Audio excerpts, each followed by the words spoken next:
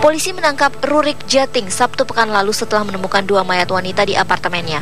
2 korban adalah warga Indonesia bernama Sumarti Ningsih berusia 25 tahun asal Cilacap, Jawa Tengah, dan Seneng Mujiasih dari Muna, Sulawesi Tenggara.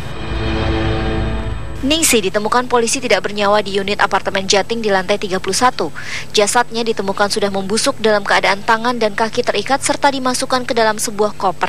Kepalanya nyaris putus dari badannya.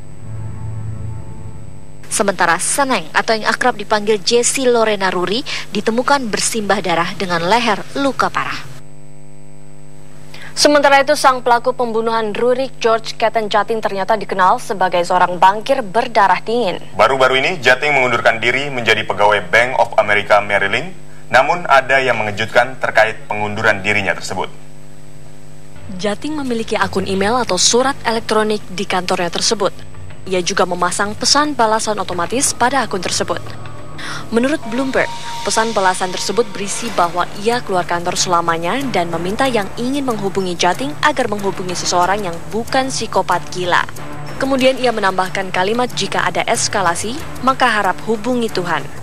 Kemudian di laman Facebooknya, Jating memposting 2 artikel pada tanggal 31 Oktober, yaitu berjudul Money Does Buy Happiness dan Is 29 the Perfect Age? Memang apartemen yang dihuni Jating, yang sekaligus sebagai tempat pembunuhan, adalah sebuah apartemen dengan sewa hampir 50 juta rupiah per bulan. Jating sendiri kini berusia 29 tahun. Belakangan, polisi Hong Kong mulai mengintensifkan penyelidikan pada ponsel pintar Jating. Sebuah film dalam gadget tersebut diberi nama Yen Corpse Photos. File tersebut berisi 2.000 foto dan video mengerikan. Polisi menduga foto dan video itu merupakan dokumentasi korban-korban Jating yang belum ditemukan. Horor pun menyeruak di kalangan polisi Hong Kong karena video dan foto tidak menggambarkan korban secara keseluruhan, melainkan hanya bagian tubuh di mana korban dilukai. Sulit bagi polisi untuk menentukan siapa korban-korban dalam file tersebut.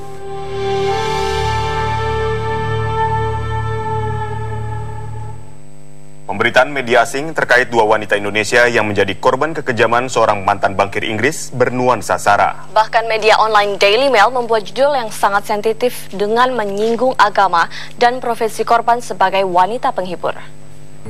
Judul yang ditulis oleh media online Daily Mail terkait pembunuhan 2 WNI oleh bankir Inggris tersebut adalah Butcher Muslim prostitute had moved to Hong Kong to send money to poverty-stricken families in Indonesia. Dalam bahasa Indonesia, judul tersebut diartikan pekerja seks komersial Muslim yang dibantai pindah ke Hong Kong untuk mengirimkan uang pada keluarga mereka yang miskin di Indonesia. Hal ini jelas menyinggung hati keluarga yang terpukul oleh tragedi pada Sumarti Ningsih dan Seneng Mujiasih alias Jessie Lorena. Padahal, belum ada pernyataan resmi terkait status pekerjaan kedua korban. Seperti Seneng Mujiasih yang menurut rekan-rekannya telah bekerja selama 8 tahun di Hong Kong sebagai DJ. Kata-kata Muslim pun tidak tepat untuk dituliskan pada judul tersebut karena menyudutkan umat Muslim. Setelah berhasil mengidentifikasi Sumarti Ningsih, polisi Hong Kong mengidentifikasi korban kedua yang ditemukan dalam apartemen tersangka. Korban kedua itu disebut-sebut bernama Jessie Lorena, yang belakangan diketahui nama aslinya adalah Seneng Mujiasih asal Sulawesi Tenggara.